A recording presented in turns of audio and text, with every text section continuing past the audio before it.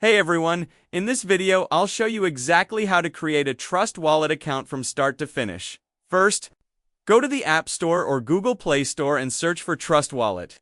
Make sure you download the official app. Then install it on your device.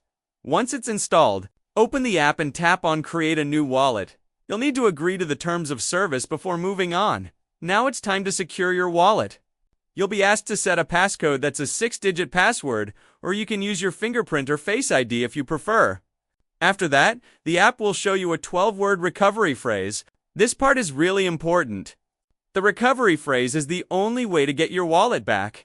If you lose your phone or delete the app, write down those 12 words exactly as they appear, in the correct order, on a piece of paper or somewhere very safe. Don't screenshot it or store it online.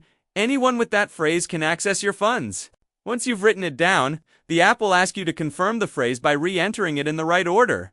After that, your wallet is ready to use. You can now send, receive, and store different cryptocurrencies all in one place. And that's it.